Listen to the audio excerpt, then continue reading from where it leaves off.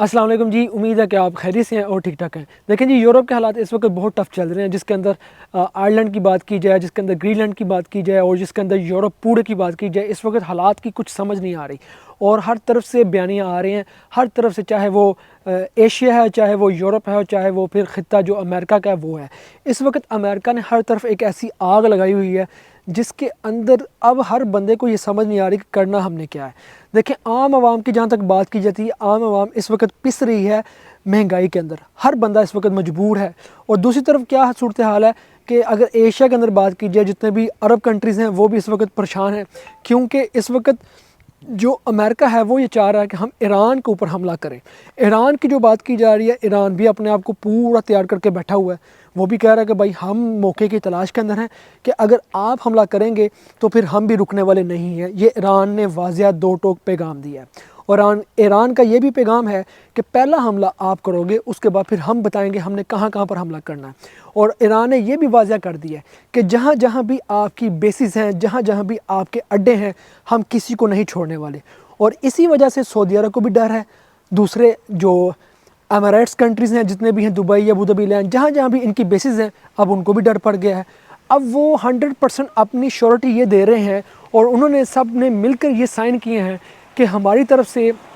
ہماری بیسز کو استعمال نہیں کیا جائے گا، کوئی بھی امریکن جو اڈے یہاں پر ہیں وہ یہاں سے اڑ کے ایران کے اوپر حملہ نہیں کریں گے۔ اگر اس دفعہ 2026 کے اندر کوئی بھی ایسا حملہ اگر امریکہ کرتا ہے تو پھر امریکہ کے لیے بہت بڑی مشکل بن جائے گی ایشیا خطے کے اندر رہنا۔ تو پھر امریکہ کو یہاں سے انخلا کرنا پڑے گا، یہاں سے نکلنا پڑے گا، کیونکہ پھر ایران رکنے والا نہیں ہے۔ اور ایران کا یہ کہنا ہے کہ میرے پاس اتنا سامان ہے کہ میں لگاتار اگر آپ کے اوپر اٹیک کرتا رہتا ہوں تو 3 سال تک میرے پاس اتنا سامان ہے کہ میں آپ کے اوپر حملے کرتا رہوں گا۔ اور اس دفعہ ایران نے یہ بھی کہہ دیا کہ ہمارے پاس ایسی پاور آ چکی ہے کہ نیوکلیر پاور ہے کہ ہم اب اس کا بھی استعمال کریں گے، جس کی وجہ سے اتنا بڑا تھریڈ ہے کہ اب امریکہ سوچنے پر مجبور ہے۔ اب امریکہ اور اس کا جو بیٹا اسرائیل ہے، دونوں آپس میں بیٹھ کر یہ سوچ رہے ہیں کہ اب ہم نے کرنا کیا ہے، کیونکہ دیکھیں وجہ یہ ہے کہ ان لوگوں کو ایک ڈر ہے، ایک خوف ہے، اور یہ ڈر اور خوف کیا ہے؟ قرآن پاک میں اس کا واضح طور پر بتا دیا گیا ہوا ہے کہ ان کو یہ ڈر نہیں ہے کہ آپ لوگ رہ رہے ہو، کھا پی رہے ہو اور آپ کے بچے ہو رہے ہیں۔ ان کو وہ ڈر ہے جس کا قرآن پاک میں کہا گیا ہے، ان کو وہ ڈر ہے جس کا کہا گیا ہے کہ یہاں سے وہ اٹھیں گے کالے جھنڈے لے کر، جس کے بعد پھر یہ اکٹھے ہوں گے اور جا کے سیدھا فلسطین کے اندر اکٹھے ہوں گے، وہاں اس کو فتح کیا جائے گا اور پھر وہاں سے آگے پھر بڑھا جائے گا۔ تو یہ ان کو سب سے بڑا ڈر ہے، جس کی وجہ سے یہ صبر نہیں کر رہے اور یہ اس وقت سوچ رہے ہیں کہ ہم نے کیا کرنا ہے۔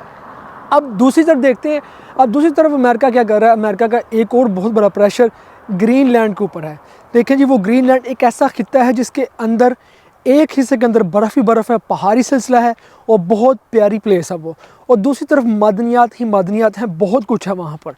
اب امریکہ کا بہت زیادہ پریشر وہاں پر بھی ہے کہ ہمیں وہ خطہ دیا جائے، ہم اس کا کنٹرول کرنا چاہتے ہیں، اور ہمیں یہ ڈر ہے کہ رشیا وہاں سے اٹیک کر سکتا ہے، رشیا یا چائنا اس خطے کو استعمال کرتے ہوئے امریکہ تک پہنچ سکتا ہے۔ اب امریکہ کو اپنا بھی ڈر ہے۔ اب اس کے اندر بھی دیکھیں،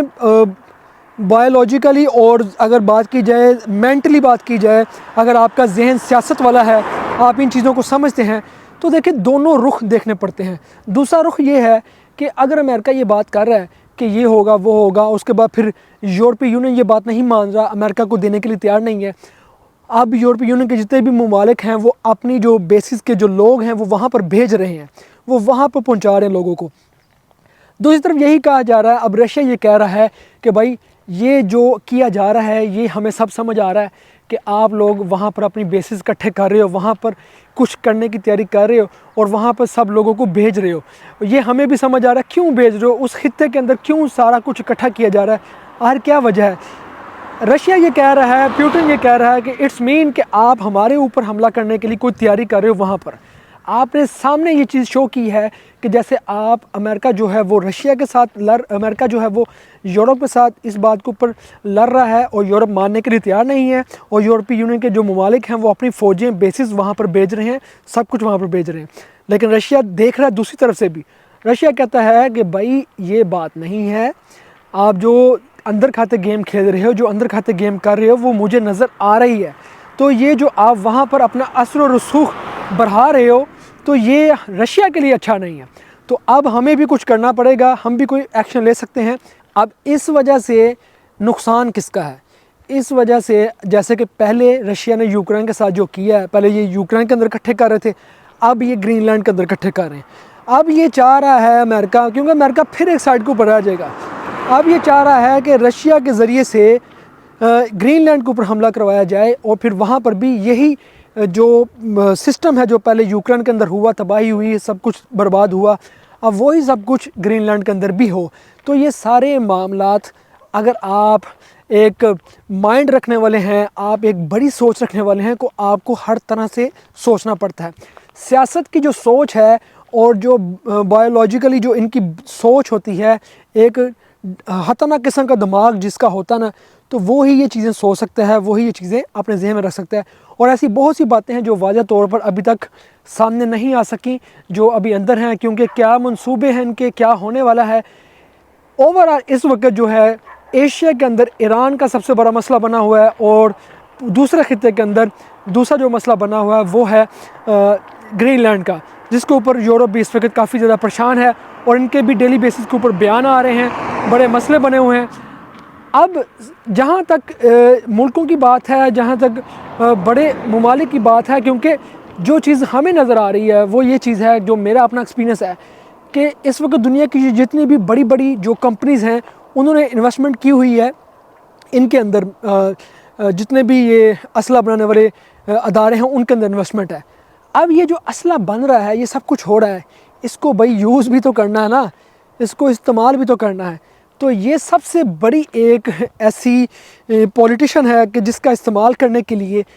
آئے دن کوئی نہ کوئی گیم بنائی جاتی ہے, اور یہ گیم کوئی عام گیم نہیں ہے, اس گیم کے اوپر یہ کوئی نہ کوئی گیم کرنے والے ہیں. تو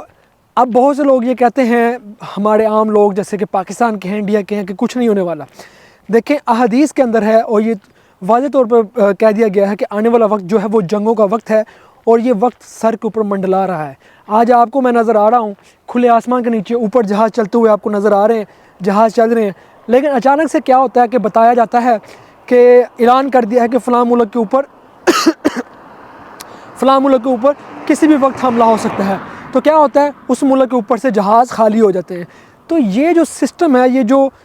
اس وقت ڈر و خوف کا جو سسٹم ہے, یہ اوورآل ہر ایک کے گھر میں پہنچا ہوا ہے. یہ ہر ایک کے اندر ڈر و خوف, بدماشی کا روب ہے. دنیا میں میں نے جو چیز دیکھی ہے وہ انسانیت نہیں ہے. دنیا میں صرف یہ ہے کہ دوسرے کا حق چھینو اور چھین کے اپنا نظام چلاؤ. یہ جتنے بھی بڑے بڑے ممالک ہیں, یہ دوسروں کی معدنیات کو چھین کے اپنا نظام چلا رہے ہیں, اور یہ دنیا کا اصول ہے. یہ جو قانون ہے, یہ جو انصاف ہے, یہ صرف اور صرف ایک غریب انسان تک ہے, کیونکہ غریب کو کہا جاتا ہے کہ تم نے قانون کے اوپر چلنا ہے, انصاف کے اوپر چلنا ہے. آپ دنیا کا کوئی بھی بڑے سے بڑا ملک اٹھا کے دیکھ لیں,